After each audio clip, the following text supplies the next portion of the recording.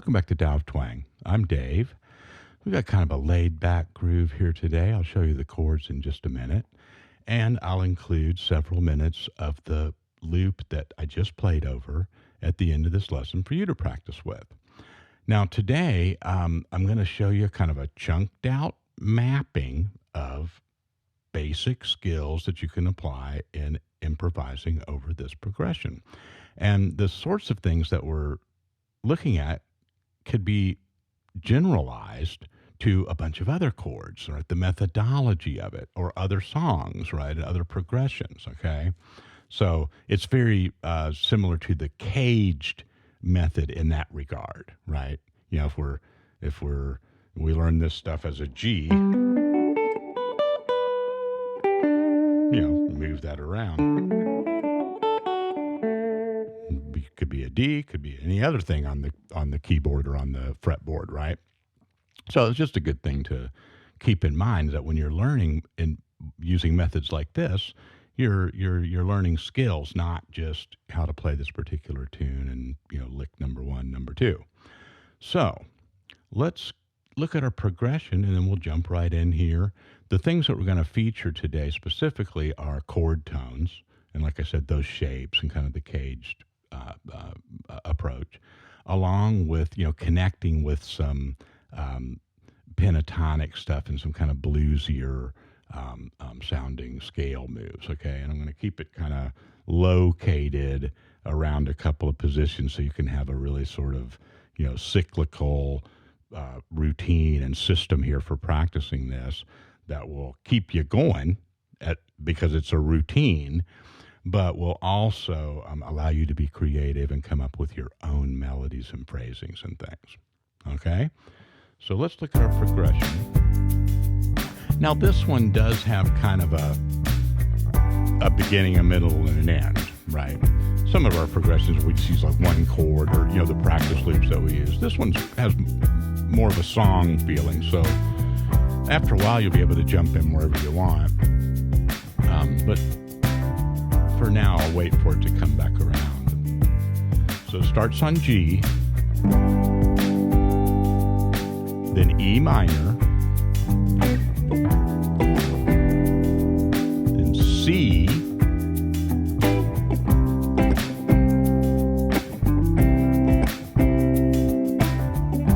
back to the G.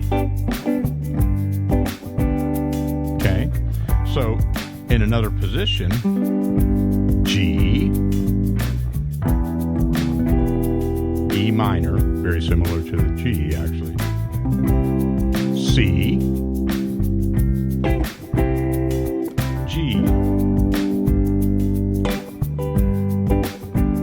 All right, so I picked that position for a reason, because a lot of what I'm about to show you happens, you know, right around here.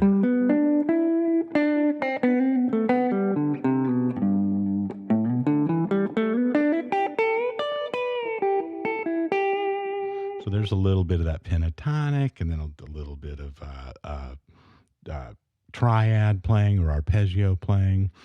And that's really the essence of it here. But I want to show you some kind of specific moves and something you can make a real routine out of, right?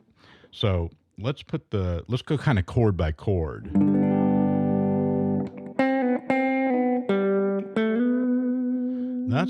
There's some version of that maneuvering I did at the beginning of the intro today. Over that G, okay? Now I like that because you're doing kind of a little hammer pull off on the third of the G. If we look at a G triad down here. And then you're just going right down that kind of diatonic scale, or the G major scale.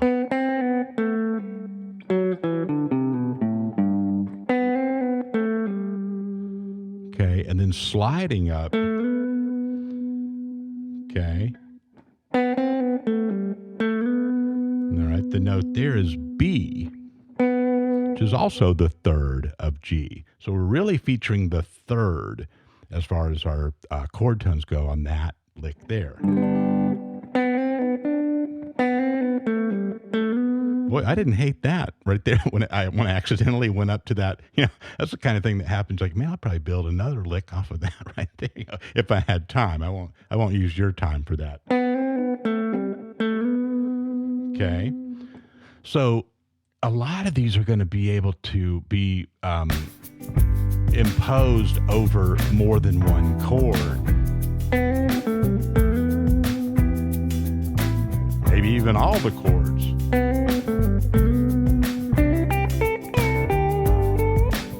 See, feel the release when I go back to more of the root feeling.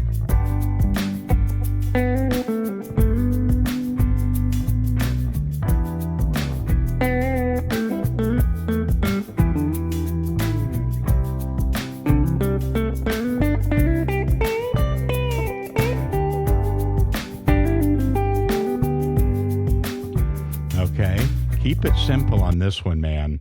This stuff sounds so good.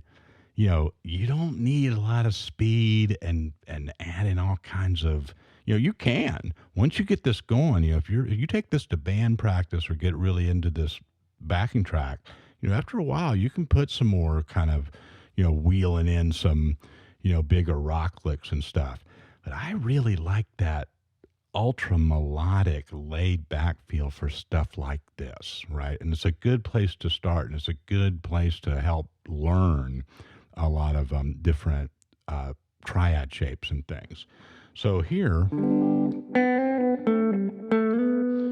when we went up here, we just kind of said, oh, that's the third, it's just another location for that note, the B natural.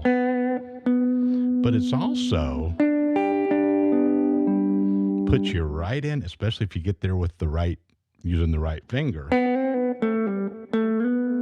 You're right there. As a matter of fact, you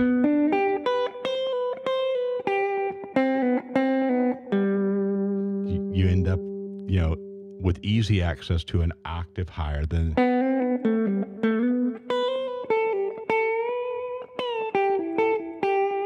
And then you can do some bends and some slides and things, right?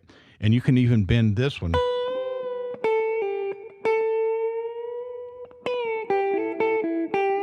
See how stylized that sounds when it's really just the same melodic concept.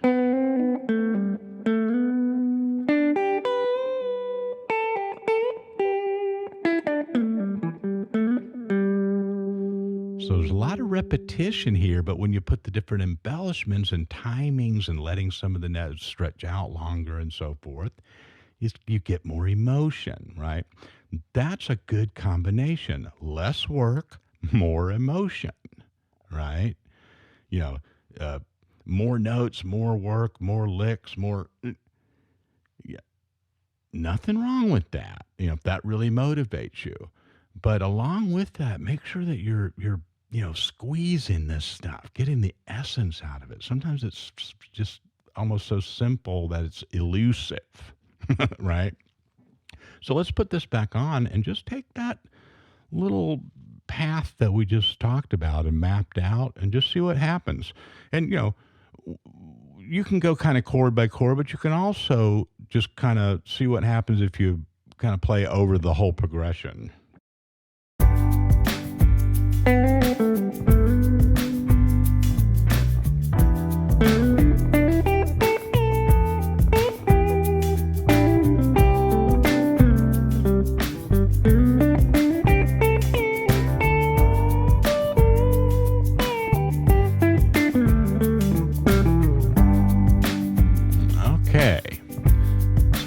That feels pretty good. Now, we could go chord by chord and use more discrete triad shapes, right? Meaning, playing over each chord very precisely, and that would sound good. So it's G.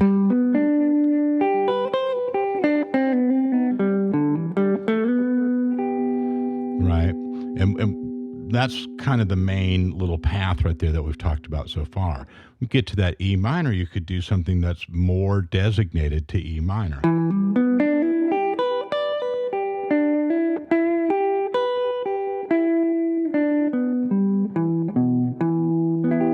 An E minor arpeggio, or more of a caged version of like a like an A minor shape, right?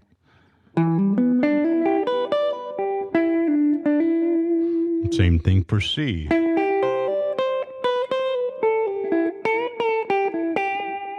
I like to do a little bit more of the diatonic, the 7-note scale, over that C for some reason. It just seems like it's a good place in the length of the progression and everything to do that. So here's what I mean. Like if I go.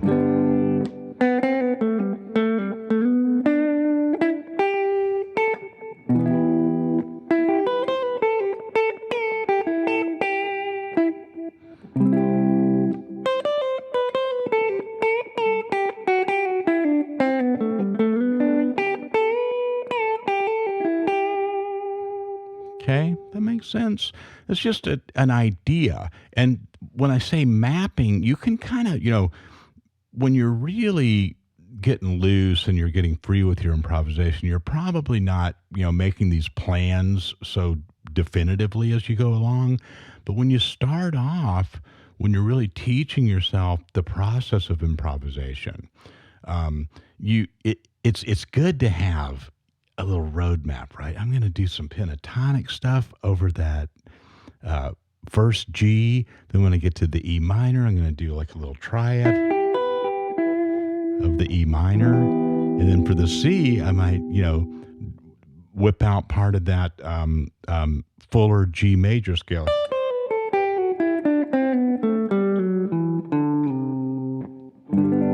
And resolve that on that final G, right?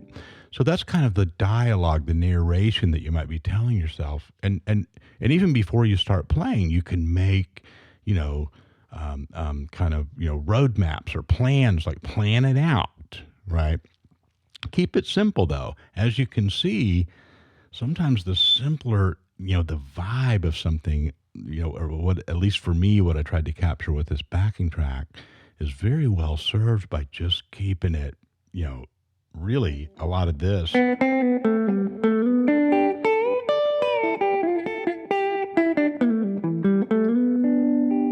lot of that G stuff, it just works with every chord too, and I love that. It just is so rich, and then allows you to kind of lean more into your bluesy notes and your bending and stuff, not get so caught up in I'm caging over here, I'm caging over there. That stuff's great, but don't let it distract you from the simpler beauties of what you're playing, right? So just a little bit more here of demonstration. I'll get you to the practice loop, and let me know how this goes for you. I'll look for you in the comments, and I'll talk to you soon.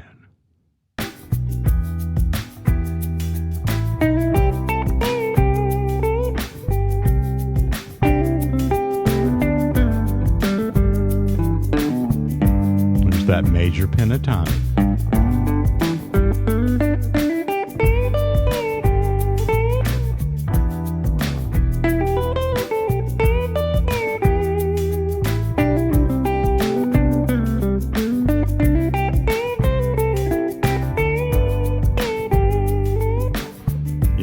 Make it sing, man. Sometimes you're using just that blues stuff.